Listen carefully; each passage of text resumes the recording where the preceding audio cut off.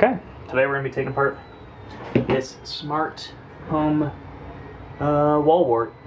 So I have this store that I love where they take Amazon returns and whatnot, and just look at that beautiful packaging. Just scotch tape on a broken board, and there's the reason it got returned and all that good crap. So it's always interesting. I am really curious how many people just outright lie. Because, you know, why wouldn't you? My guess is that most of these are didn't want, and people give a reason that, you know, oh, it didn't work, oh, it was too difficult to put install, all that kind of stuff. Because, you know, you don't want to start getting flagged for being the person who buys things they don't want all the time. So we're going for this obvious seam here.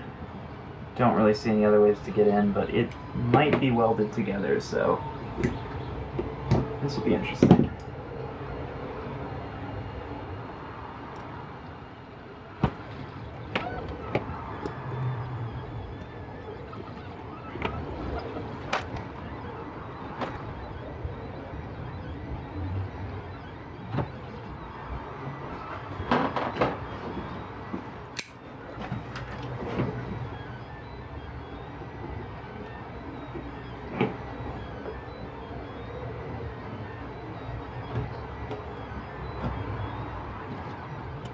There we go. And it does look like there are snaps too. I'm going to try to do this on the other side because I don't want to break. Looks like the PCB is directly on a piece of plastic I'm destroying, so I'm gonna go easy on it.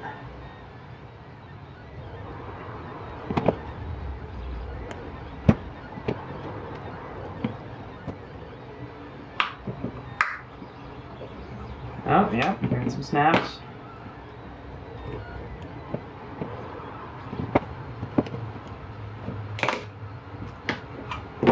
Okay, let's see how much I destroyed in the process.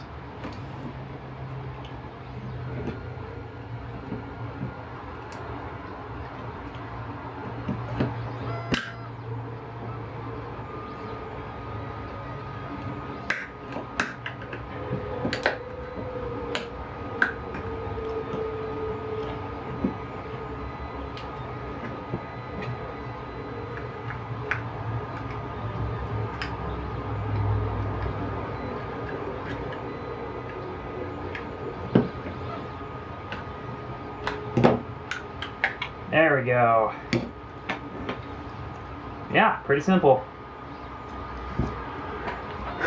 So, we've got our input terminals here. An entire relay. I don't know why I expected it to be solid state. It's probably too expensive and not reliable enough. Get these off the clamps.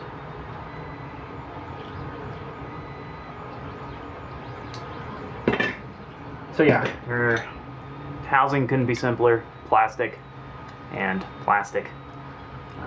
Looks like there was some clamps on this, but I think they ended up welding it together because there doesn't look to be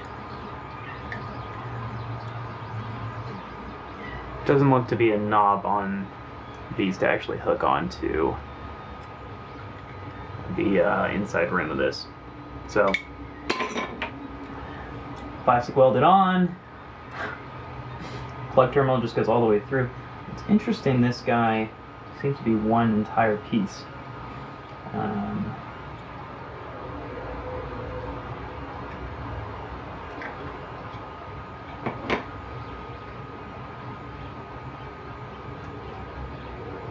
It's not a functional... Oh, yeah. So your wall power goes directly through. Let's see if I got that right.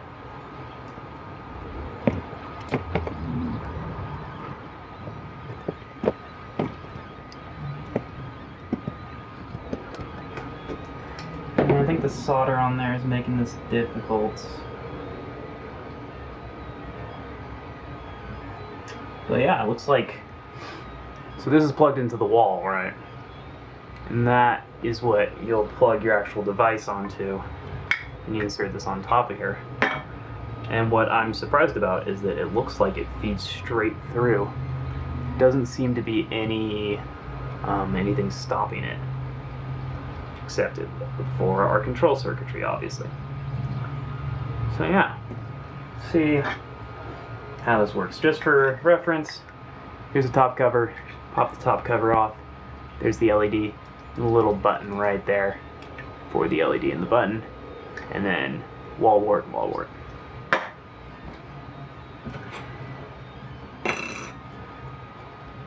Very, very interesting. So, looks like there's some shielding around this component right here. Let's pop that off. I'm too close to the ground for this. I'm not sure it's something else. I don't know how much it goes.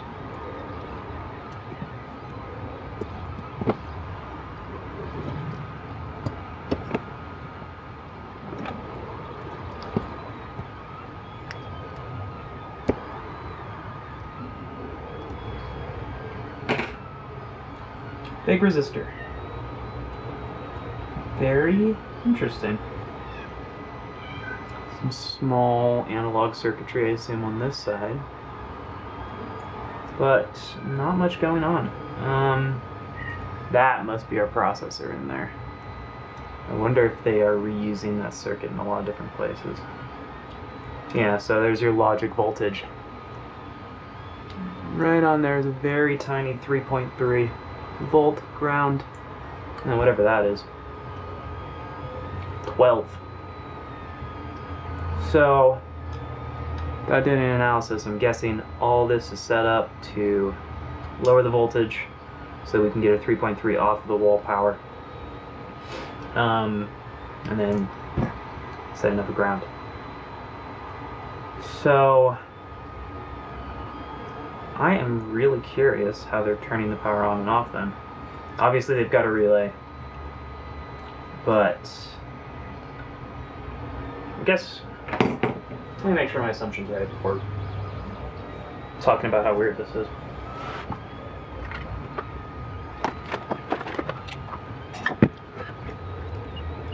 So, what you guys here, just right here. Alright, what you guys here? Just right here. What you guys here? Alright, that one doesn't through. Definitely looks like it does though. That is sneaky.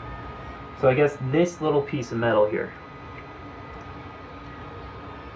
So if you can barely see it, this piece of metal comes out, touches this plate, and that is going all the way through. Yeah, from the looks of it. This one goes down, touches this plate, and that one goes over to here, which goes to here, which I'm assuming goes into our relay.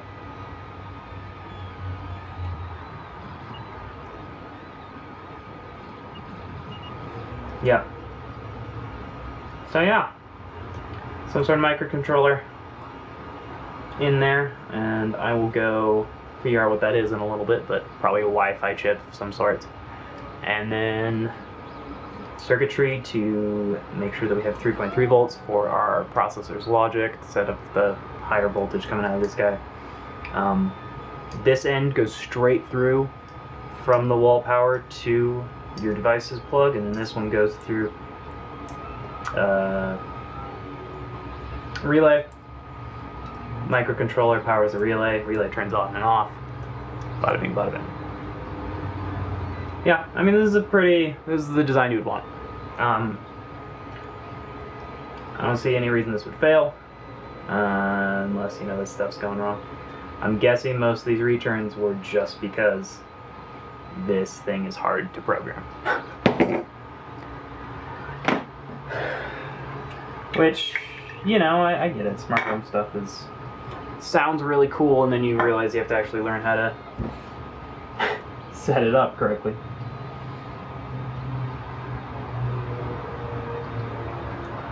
But yeah, not too crazy of a circuit. Hope you have fun. Okay, it's another day.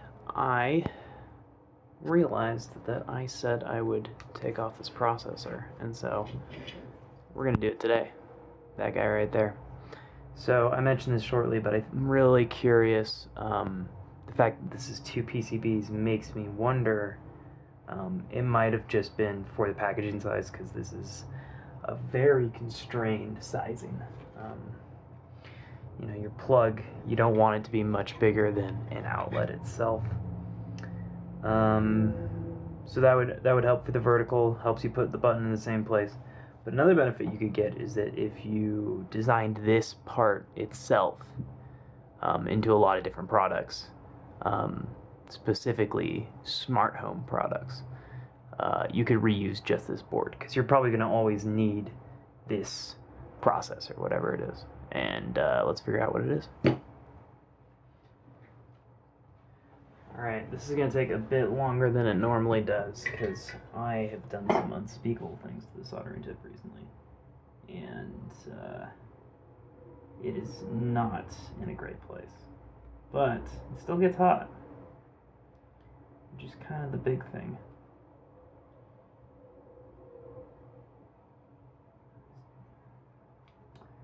But yeah, tips and plastic do not go well together. And it's a cool little 3D printing technique, though.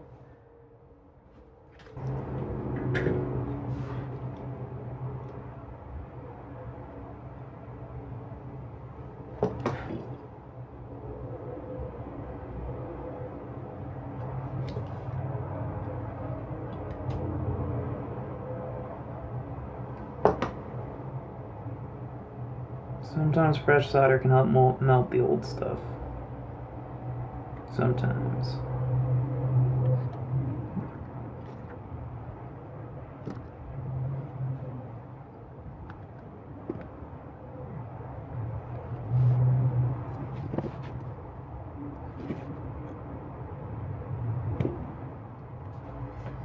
Yeah, it's starting to come out. Should really use some sort of solder remover, but I don't have one available right now, so we're doing this instead.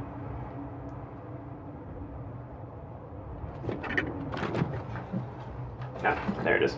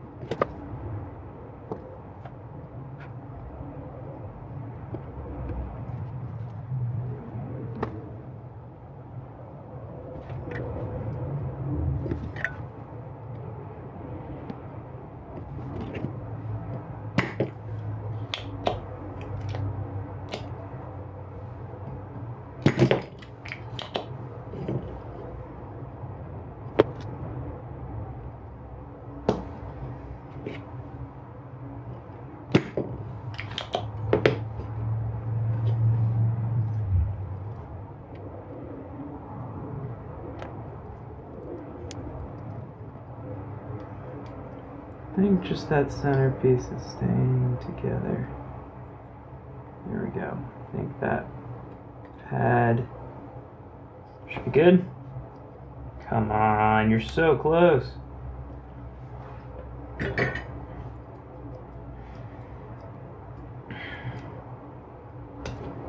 There we go. So yeah, that is just slotted in there. And then pads are done on a 90-degree angle. Kind of cool. There's our little board that you might reuse. And again, we've got our 12 volt, I assume, 3.3 volt and ground. And all this is powering is this guy right here. And so the big indicator that we have a Wi-Fi enabled processor is, of course, these giant traces right here. So this is our actual antenna to catch that wireless Wi-Fi. And, there's a serial number at the bottom and some sort of manufacturing ID. So part number and serial number. Now there is the blue board on top of here. I think we're gonna try, and I saw something on how to take off that lid recently, so I think I'm gonna try. Oh, you might need to unsolder the whole thing. Ugh. I may not have the means to do that. Well, but I think we'll do it anyways. So I've seen people use an oven to take off this cap, but we are probably going to go for a much less, maybe a bit more destructive. I have more of these to play with if we ever need follow-ups. So this might just get destroyed. Yeah, let's just destroy it.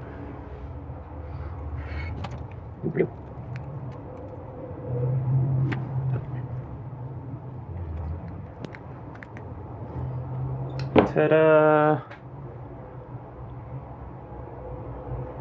There you go.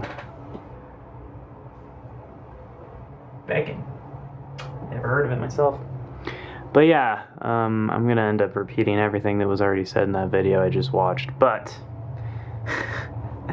you've got a crystal. It's driving your processor's power.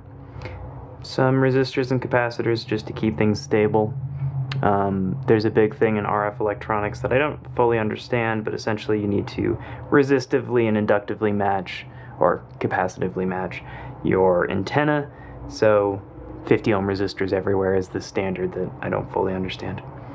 But yeah, that's all to run this processor, and this little blue board is used all over the place, I'm sure. The reason for this cap on top of it that I've nicely destroyed is that you don't want any extra wireless signal going onto your processor.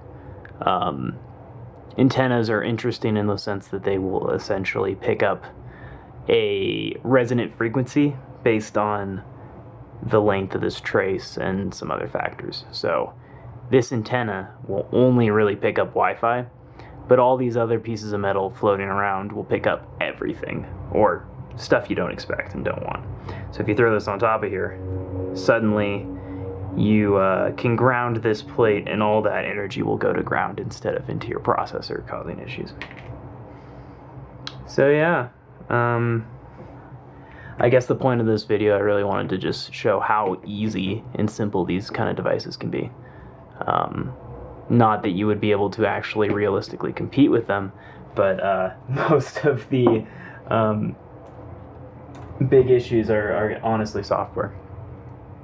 And I think that's what keeps consumers from buying these kind of things. And maybe just the, do you really need it? But yeah.